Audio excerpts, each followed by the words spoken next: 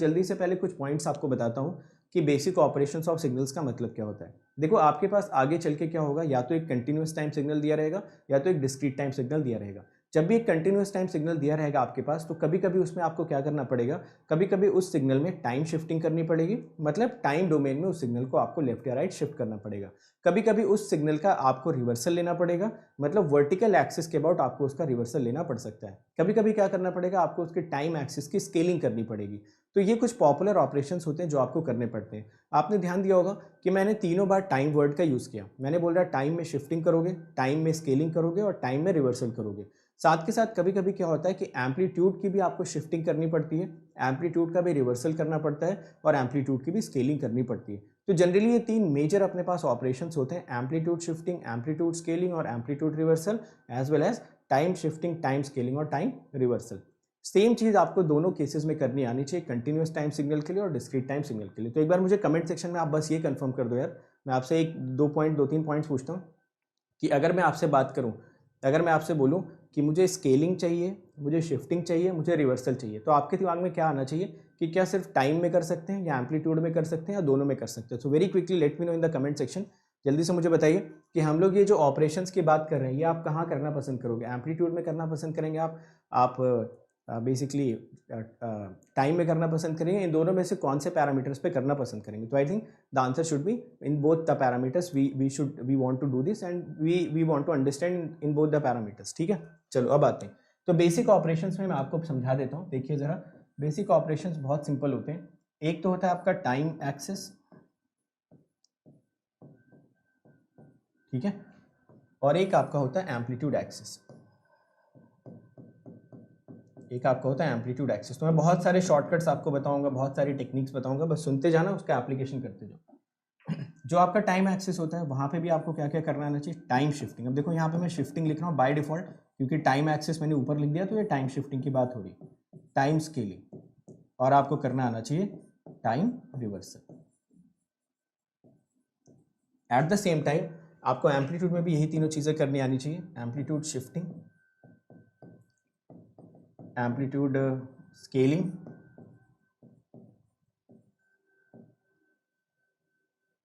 Scaling and amplitude reversal. तो ये तीन चीज आपको करने आने चाहिए, करेक्ट। चलो सेम चीज पहले मैं आपको समझाता हूँ कंटिन्यूस टाइम सिग्नल्स के लिए। तो मैं क्या करता हूँ, एक चार्ट आपको बना के दे देता हूँ, चार्ट में आपकी सारी की सारी समस्याएं हल हो जाएंगी। देखिए, तो इस चार्ट में सारी की सारी प्रॉब्लम्स को कर लेते हैं सॉल्व, ठीक है। चलो सबसे पहले यहाँ पे लिख लेते हैं ऑपरेशन, और यहाँ पे उसको करने का तरीका, ऑपरेशन एंड प्रोसेस।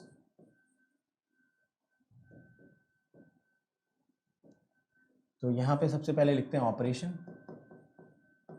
और जो भी उसका प्रोसेस है। आई होप ये आप लोग काफ़ी पहले से ही कंफर्टेबल होंगे मोस्टली लोग, बट जिनको भूल गया या फिर जिनको समझना है वो जल्दी से एक बार देख लो वेरी क्विकली। और बहुत आसान होता है, इसको बिल्कुल भी कॉम्प्लिकेट मत करना, जितना बता रहा हूँ बस उतना ही आपको समझते जाना है। देखिए मैं एक एक ऑपरेशन सिर्फ और सिर्फ लिखता हूँ, right shift, right shift in time. इसका एक सिंपल सा तरीका होता है,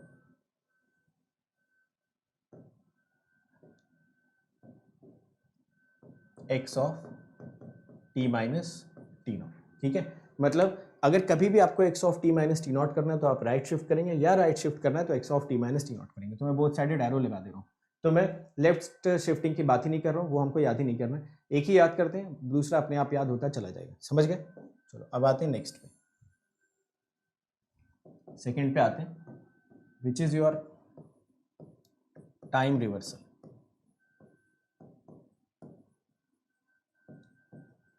तो टाइम रिवर्सल आपका होता है एक्स ऑफ माइनस टी। इसका प्रोसेस क्या होता है, you should take the mirror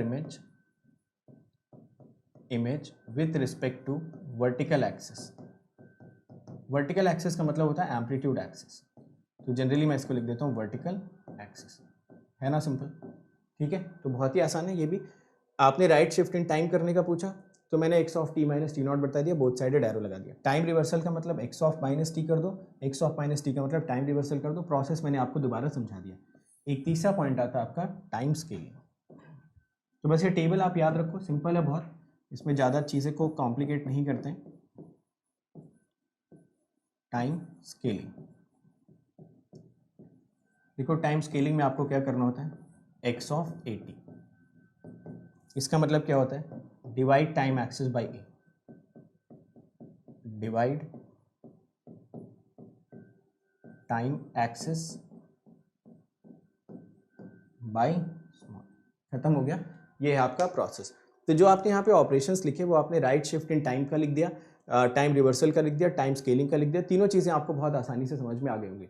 अब एक बात मुझे आप ये बताइए कि ये जो तीनों चीज़ें लिखी हुई हैं, क्या ये तीनों चीज़ें वन बाय वन आप समझ पा रहे हो? मतलब अगर आपको राइट शिफ्ट करना हुआ तो T minus T not, right shift नहीं करना हुआ, right shift T minus T not करना हुआ तो उसका मतलब है राइट शिफ्ट। तो देखो जनरली होता क्या है, मैं आपको बताता हूँ। नेगेटिव साइन को अपना माइंड किससे एसोसिएट करता है, लेफ्ट से, और पॉजिटिव साइन को अपना माइंड किससे एसोसिएट करता है, राइट से। बट यहाँ पे थोड़ा उल्टा है, तो आप ऐसा भी सोच के चल सकते हो कि नेगेटिव सुनते ही हमारे दिमाग में सबसे पहले क्या आता है, लेफ्ट। बट जब भी हम लोग टाइम ऑपरेशन लगाते हैं तो टी माइनस टी नॉट का मतलब हमको राइट शिफ्टिंग परफॉर्म करनी है। तो जरा ध्यान से समझ लो यार, राइट शिफ्टिंग अगर करनी है आपको टाइम में तो आप x of T minus T not कर लेना, या x of T minus T not करोगे तो राइट शिफ्टिंग मिल जाएगी। एट द सेम टाइम जब भी आपको टाइम रिवर्सल करना है तो वर्टिकल एक्सिस रखो, उस पर मिरर बना लो, और उस मिरर के अबाउट पूरा का पूरा आप मिरर इमेज कंसिडर कर लो। फिर उसके बाद जब भी आपको टाइम स्केलिंग करनी हो, जो भी स्केलिंग फैक्टर हो, उसमें मैं डिवीजन मल्टीप्लिकेशन वाला फंडा ही खत्म कर देता हूँ। आप ए को उठाओ, जो भी यहाँ पे आपको स्केलिंग फैक्टर दिख रहा है, अब इस ए वाले स्केलिंग फैक्टर को टाइम एक्सिस को डिवाइड कर दो। बस इतनी सी चीज़ अगर आपको याद है तो आपके लिए काम हो जाएगा बहुत आसान। समझ आ गया सबको? फाइन। तो देखो बेसिक ऑपरेशंस और सिग्नल हम लोगों ने कंप्लीट कर लिया। अब ये जो ऑपरेशंस आपने लिखे ये किसके लिए हमने लिखे, ये हमने लिखे कंटिन्यूअस टाइम सिग्नल्स के, करेक्ट। चलो अब देखो एम्पलीट्यूड के लिए कुछ लिखने की जरूरत नहीं है। एम्पलीट्यूड का मैं डायरेक्टली आपको ऐसे बताता हूँ, आप मुझे खुद बताइए कि एम्पलीट्यूड में आपको करना क्या चाहिए। फॉर एग्जाम्पल आपको एम्पलीट्यूड स्केलिंग करनी है। एम्पलीट्यूड स्केलिंग का मतलब आपको एम्पलीट्यूड को 2 से मल्टीप्लाई करना है। तो जितने भी एम्पलीट्यूड एक्सिस वाले पॉइंट होंगे हर एक पॉइंट में आप 2 से मल्टीप्लाई कर देना। अगर आपसे कोई पूछता है एम्पलीट्यूड रिवर्सल करना है तो आप क्या करना, हर एक एम्पलीट्यूड वाले पॉइंट में -1 से मल्टीप्लाई कर देना। अगर आपसे कोई बोलता है एम्पलीट्यूड की शिफ्टिंग करनी है तो एम्पलीट्यूड की शिफ्टिंग का मतलब अगर उसमें कोई पॉजिटिव वैल्यू ऐड करता है तो पूरे के पूरे ग्राफ को ऊपर उठा देना, अगर कोई नेगेटिव वैल्यू ऐड करता है तो पूरे के पूरे ग्राफ को 1 यूनिट डाउनवर्ड लेके चले आना। तो एम्पलीट्यूड के जो फैक्टर्स होते हैं उसमें उतना ज़्यादा डिबेट होती नहीं है, क्योंकि वो बहुत ईजी होता है प्रोसेस करना। तो एम्पलीट्यूड वाले जो पॉइंट्स होते हैं वो मैं वर्बली आपको बता दे रहा हूँ, it is not need, it should not be written, just आप एक बार सुन लो कि एम्पलीट्यूड में करना क्या होता है। बाकी क्वेश्चंस के थ्रू तो अभी हम लोग जज करने ही वाले हैं। क्या ये प्रोसेस आप लोग समझ गए? तो एक बार ये बता दो, और एम्पलीट्यूड वाले में किसी को कोई दिक्कत है तो बता दो, मैं लिख देता हूँ। अदरवाइज मुझे लगता है एम्पलीट्यूड वाला लिखने की जरूरत नहीं है, इसको आप ऐसे ही समझ सकते हो। एम्पलीट्यूड का मतलब हम बचपन से करते चले आ रहे हैं। अगर वो बोलेगा 2 गुना कर दो तो आप अपने ग्राफ को 2 गुना कर दो, हर एक पॉइंट को एम्पलीट्यूड वाले को 2 से मल्टीप्लाई कर दो। अगर वो उसमें कुछ ऐड करता है तो पूरे के पूरे ग्राफ को 1 यूनिट से ऊपर उठा दो। तो मैं कुछ क्वेश्चंस के थ्रू भले आपको समझा देता हूँ, but I don't think it is needed to be written, correct. Okay चलो आते हैं अब डायरेक्टली क्वेश्चन पे, ठीक है। अब देखो जब भी आप continuous time system, continuous time signal के क्वेश्चंस करते हो CTS के, ठीक है,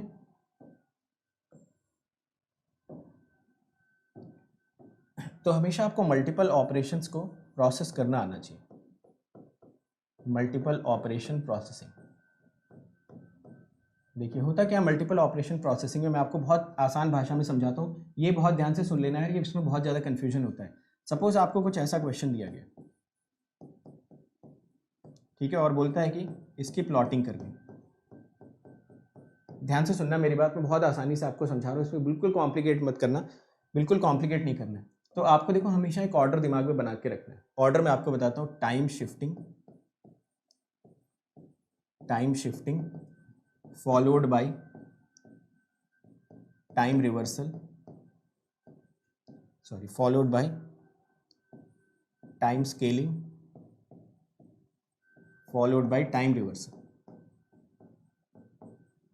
टाइम रिवर्सल। एक बार इसको देख लो, मैं क्या बोल रहा हूँ, जब भी मल्टीपल ऑपरेशंस आते हैं तो मल्टीपल ऑपरेशंस में आप एक सीक्वेंस हमेशा फॉलो कर लो। पहले टाइम शिफ्ट करो, बाद में टाइम स्केल करो, और लास्ट में जाके टाइम रिवर्सल कर लेना। क्या इसका उल्टा करने से सेम आंसर आ जाएगा? बिल्कुल सेम आंसर आएगा, बट हमें वो अभी समझने की जरूरत नहीं। हम हमेशा एक नेचुरल सीक्वेंस फॉलो करते हैं, क्योंकि आप आगे चल के पढ़ोगे कि डिस्क्रीट टाइम सिग्नल में आपके पास मजबूरी हो जाएगी ये सीक्वेंस फॉलो करना। अदरवाइज कई बार ऐसा होगा कि डिस्क्रीट टाइम सिग्नल्स में आप मल्टीपल ऑपरेशंस एक साथ नहीं लगा पाओगे।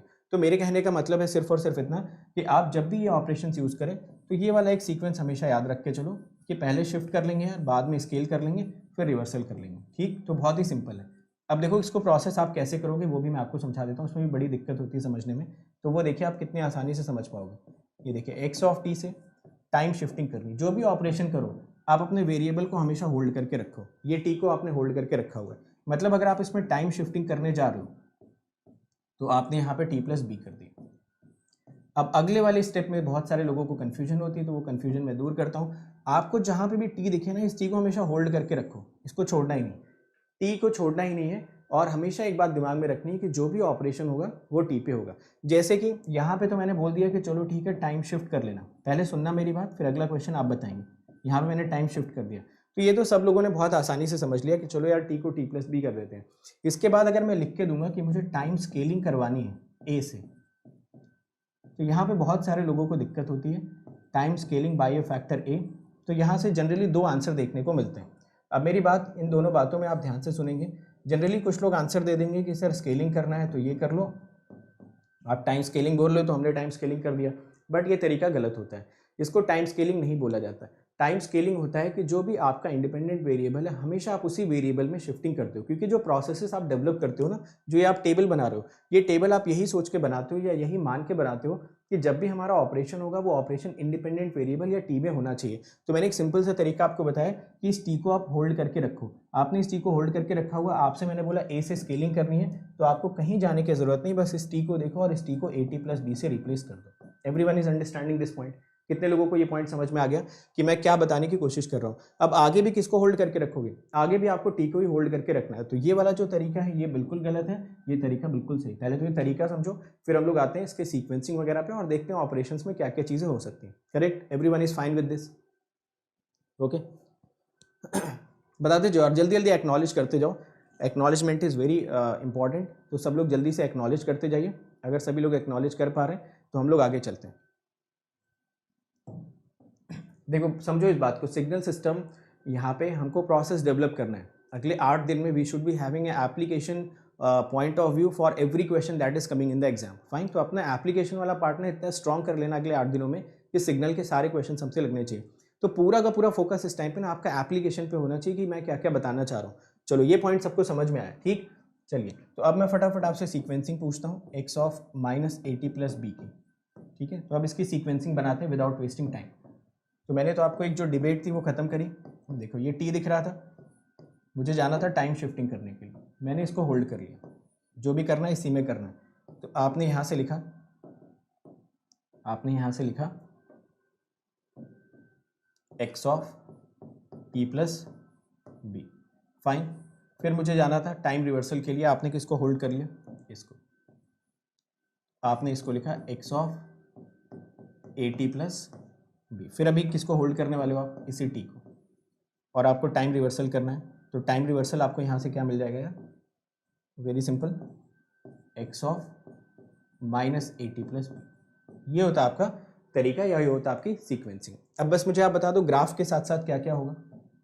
ग्राफ में बताएंगे आप क्या होगा जब आप एक्स ऑफ टी से x of t plus b जाएंगे। प्लस का साइन दिखा मतलब लेफ्ट शिफ्ट